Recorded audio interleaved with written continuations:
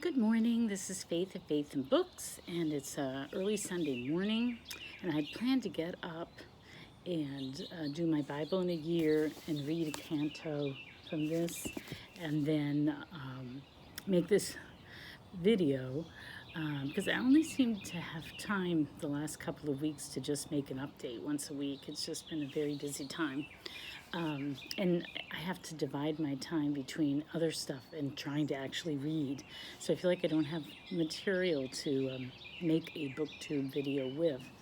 I haven't even been watching very many videos, which is sad because I miss them. And also I feel kind of out of the loop with tags and that sort of thing.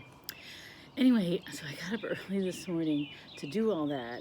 And wouldn't you know it, the little guy also woke up very early because last night he found a sick little baby sparrow, and he put it in this particular area of the yard.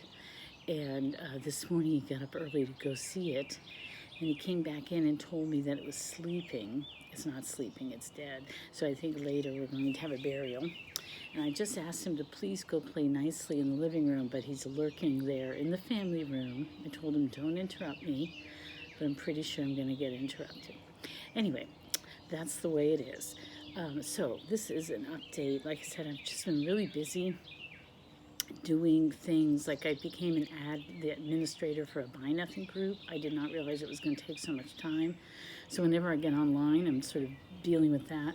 And then also things that have to do with the Care for Our Common Home ministry that I'm in my parish, and also at the, well, I haven't really been doing the diocesan things, but sort of related to it. Anyway, that has picked up again too, so that's been taking up time as well. So then just regular life, the garden, and cooking meals, trying to watch the two little kids, the 5-year-old and the 18-month-old, and just basic stuff like that. Just life has been very busy. So let me give you a quick update after all that. Let's see, I am up to page 500 in Les Miserables. So that's exciting. And boy, we went through a long, many pages on convents and the evils of monasticism. And Victor Hugo is all over the place because it's like he gets the essence of things, and he can really describe people's, just goodness and holiness and sort of their relationship with God and wanting to be better, wanting to do right, wanting to, follow a path of love and all that. And yet, politically, like intellectually, he's in another place. So he's really harsh about the convents, and I'm sure there was corruption and all sorts of things. But then when he goes through this long thing talking about why we shouldn't have convents. They're not progressive. They might have been okay for another age, but they're not okay now, and why they don't, they're not cooperating in the social contract and that sort of thing because people remove themselves from society. But he's sort of inconclusive, but then he says, well, what they're supposed to do is pray, and praying is really important. And then so what's happened in the story so far is that Jean Valjean, who's the escaped convict, and he's taken Cosette as his little granddaughter or daughter, and they're on the run, and Javert almost captures them in the streets of Paris, and he escapes kind of miraculously into the grounds of, he doesn't realize it, but it's a convent. And it turns out that the gardener there, years before, he had gotten the gardener the job there. The gardener had been injured in an accident and had a bad limp and couldn't do his regular job, so he got him this job somehow at this convent. And so now they're hiding out in the convent. And Jean Valjean, had been converted by the bishop, the character at the beginning of the book. And he had left his life of crime, becomes very good, very contributing citizen. He even was elected mayor of this town, and he got their industry back on track. And but then he's discovered to be Jean Valjean, this convict that's wanted for a very minor theft, but he had been a convict for 19 years, and all of his crimes were minor.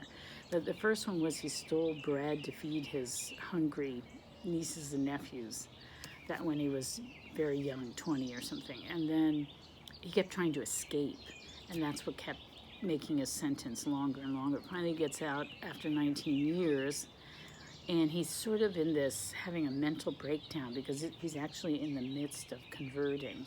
So he's had this incredible kindness shown him by the bishop, and he can't fathom it. And he's undergoing like this incredible change, and he's sort of in a daze. And he takes the money from this little, I guess like a, I don't know, you don't say gypsy, that's not, but like a young boy from the countryside. And so, and he frightens him because he's in sort of this daze. And then he realizes what he's done, and he tries to find the boy to give the money back. And he can't find him. So anyway, so he's being hunted for that. So it's like, it's really minor stuff that he's actually, and there's very, very extenuating circumstances for why he would have done what he did. But that doesn't come into it. And so anyway, he's on the run again, and he winds up in this convent. And Hugo says in the convent, watching what these nuns were doing in the convent brings him back to his faith again. And he's comparing, it was really interesting, he's comparing it with his own incarceration and what that was like, and then this sort of self-imposed incarceration by the nuns who retreat from the world just to pray and to, be close to God. And so he's got this sort of this safe haven for a while. It's not going to last. I think it'll only last a couple of years, but he's hiding out in this convent as a gardener. And Cosette is going to the all-girls school that's there that the convent, the nuns run. So it's really interesting. When he goes off into these, they're not narratives, it breaks the narrative, and he just sort of is putting his own thoughts in, like when he did with Waterloo and then about convents. It really does slow down the reading for me. It's hard to get through it. It's worthwhile, but it changes the pace of reading. And then once you get back into the narrative, it's really gripping. So it's an uneven read, But I'm enjoying it, and I'm up to page 500. Look. And so that's pretty good. I'm pretty proud of myself. I think I will be able to finish this month in May. But, oh my goodness, let's see. I forgot how many. I thought it was just 1,000 pages, but it's 1,260 pages. So hopefully I'll get through this in May. Now, I did look up, because his religion is kind of all over the place. Sometimes it's like really, really Catholic, and then other times it just says really weird, kind of anti-Catholic or just bizarre things. So I looked him up, and he was all over the place. He was raised a devout Catholic, but then he broke away. I don't know. I can't remember what he was doing in the earlier part of his career, and then he got really into like seances and stuff. And then at the end, he was kind of a devotee of Voltaire and his take on things, which I'm not that familiar with. I think he was an atheist. And he was really weird sexually, which, as my husband said, hey, he was French. But he was like cheating on his wife all the time. I think today he would be canceled. He would have been like a predator. And he kept like a coded diary of all his exploits. So he was a dirty old man. He was basically a dirty old man. So that's kind of disappointing. So people are so complicated, aren't they? They can write such beautiful, prose and representations of just true holiness, something really inspirational, and yet they were kind of in the gutter a lot themselves. So I don't know. The people are complicated. I don't think we can judge them very fairly. Everyone's good, a mix of good and evil, I guess. Anyway, so that was one of my chickens. So page 500 for that. And then everyone in the Dante read-along, I believe, have finished the Inferno. I just finished reading Canto 15, so I have 16 to 34 to go still. I'm hoping to knock it out this week and then start Purgatory or Purgatio, which I did just read. I mean, I read like a year ago. And so I feel like that'll be maybe an easier read for me than, I have a bookmark stuck in here, than this one, which I read years ago. So, but the Inferno is so interesting. It's bizarre. It's Dante himself it's like a fantasy epic where he's somehow taken on this journey to see the afterlife, even though he's still alive. And in order to get back home, he has to go through hell, purgatory, and heaven in order to get back. And he was a poet, and he loved poetry, and his hero was Virgil. So Virgil is the one that comes to lead him through the Inferno and purgatory. And it's just him imagining what the afterlife might be like, what hell might be like. And he borrows a lot from, Greek and Roman myths. So it's a mashup of Catholicism and Dante's own interpretation and lots of classical references to the Greek myths and, Homer and that sort of thing. So it's very interesting how he puts everything together. And then at the same time, he's making a lot of political commentary in his own time. So it's a really bizarre mashup, and each canto is a different part of the journey. And he's going through and he's meeting all these people, and he's witnessing what their different punishments are. So, oh dear, the pollen is really heavy out here. So it's very interesting. And the canto that I just read had to do with the sodomites. And it's just,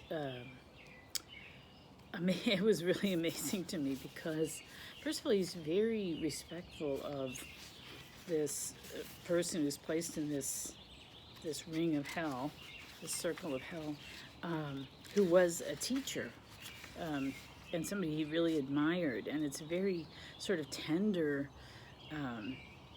interaction where he feels really sad that he's surprised to see him there, and he feels really sad about meeting him there.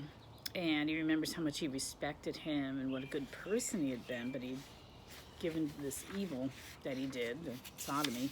And then it actually names other people who would be there too. And the funny thing is that they're all like sort of the scholars of the day. And he even makes a mention of how the Pope, here it is, him whom the servant of all servants, that's the Pope, switched from Arno C to Bacchyleones, where he left his sinews stretched in wickedness. That's kind of, and I mean, even back then, the scandal in the church, and one of, the basic scandal is all the sexual abuse that went on.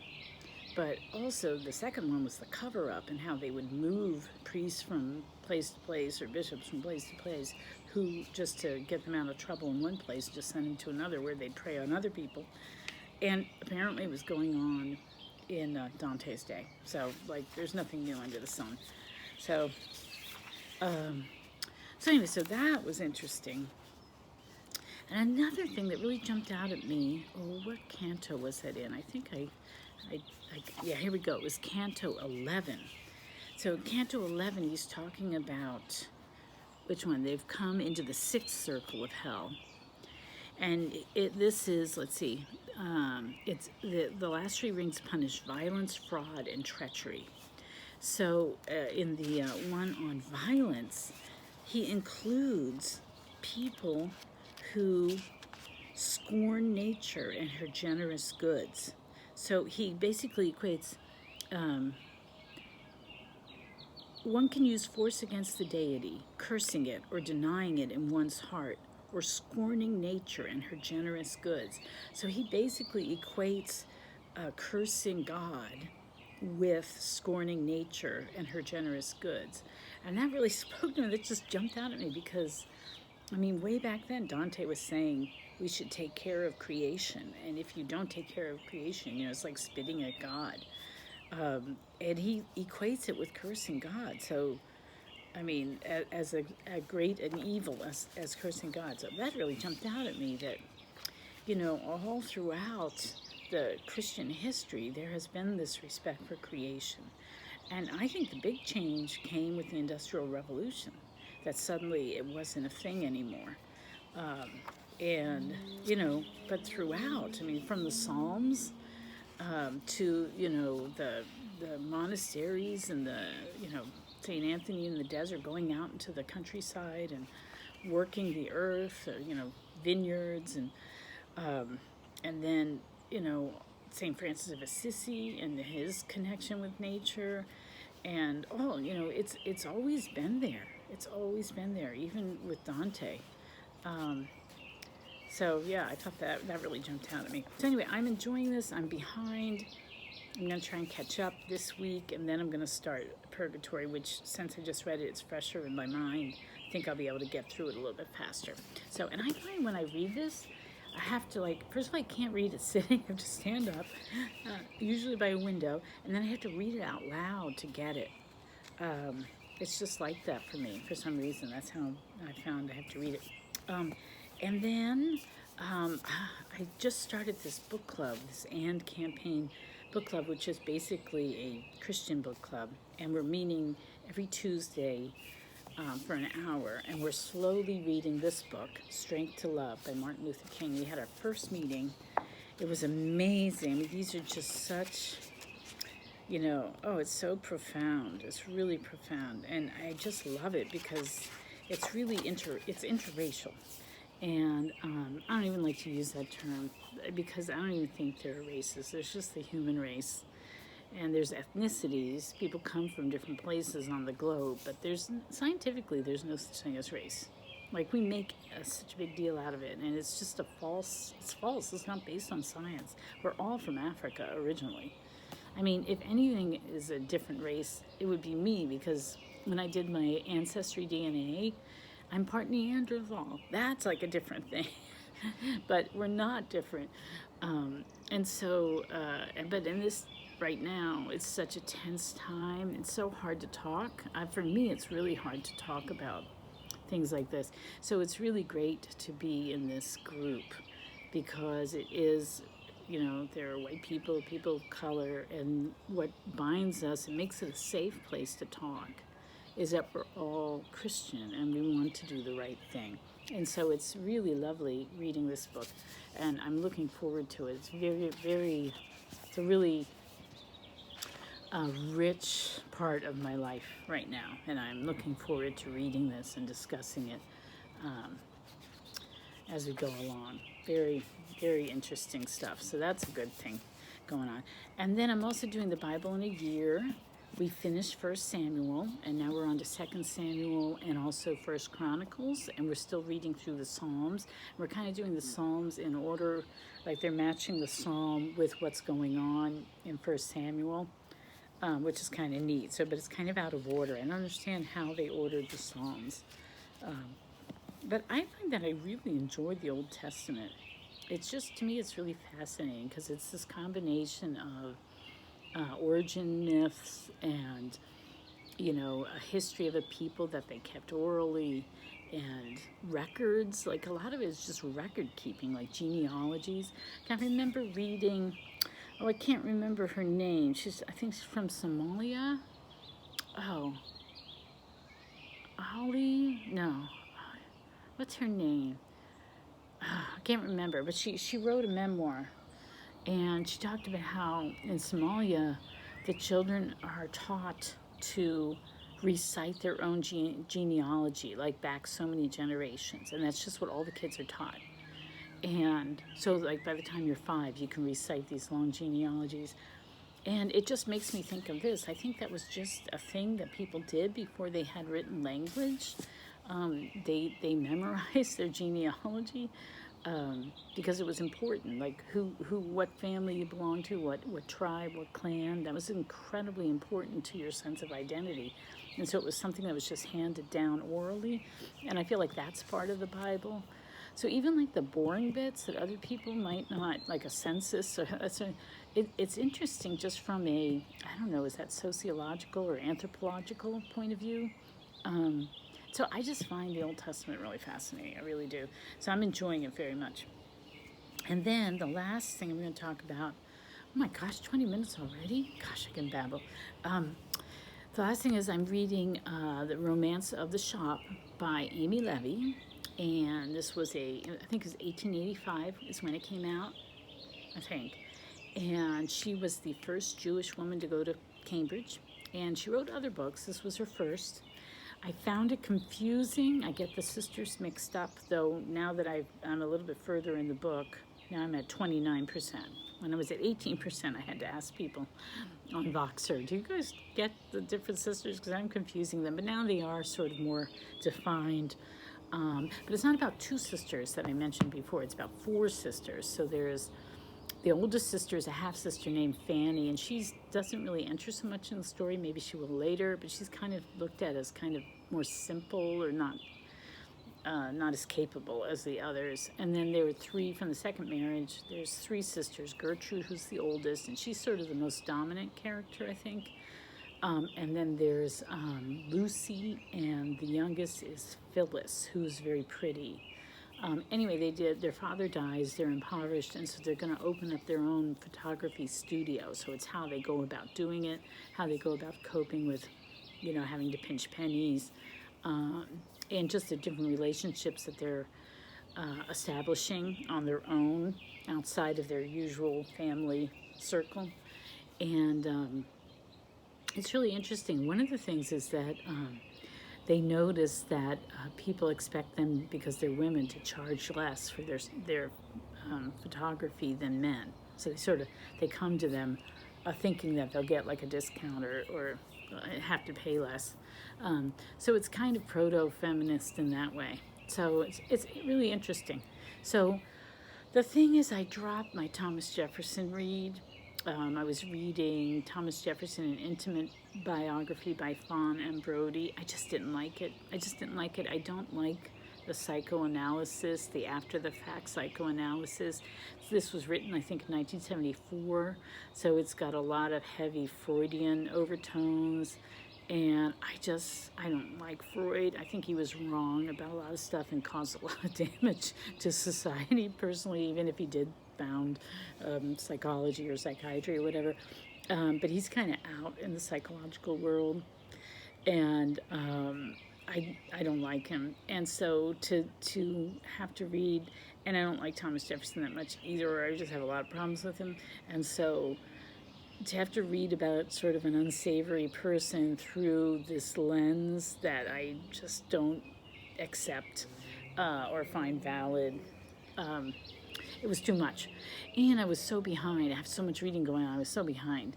So I just dropped it, and I'm going to try to join in with Madison. So Madison is really interesting because he, basically as soon as the architect of the Constitution. And so it's interesting from that point of view. Also, I've been to his house. He didn't live that far from Thomas Jefferson. And he had this huge, estate or plantation and beautiful home. And, Madison just seems more interesting to me. Also, very close to me is a highway named after his wife, Dolly Madison. And then I'm also interested in reading about Monroe. And Monroe and Madison lived really close to each other. And Monroe's house was really interesting because the time that we went to it, we had gone to Monticello, which I'd been to several times before. Then we decided to go see Madison's home, which I hadn't seen ever. And that was really interesting. It's very grand. And then we went to Monroe's, and Monroe, I really like Monroe's because everything's on a much smaller scale because he was much less wealthy than the others. But it still had everything you needed. There was still a place to entertain. It was just on to me, a more human scale, and rather than being all about being grandiose and showing off your wealth, it was just a really comfortable place. I really enjoyed that, seeing Monroe's home. So I'm interested in reading about them. So I think I'm going to drop Thomas Jefferson and just pick it up with Madison and Monroe. So, all right, so I have talked way too much. I have no idea if this is interesting, and I'm probably not going to get around to posting anything else this week. You know, too much to do, but I will try to update at least. All right, I'll try to get a lot of reading done, so it's worthwhile. All right, so I will talk to you later. Take care. Happy reading. I hope you're doing well. Talk to you later. Bye.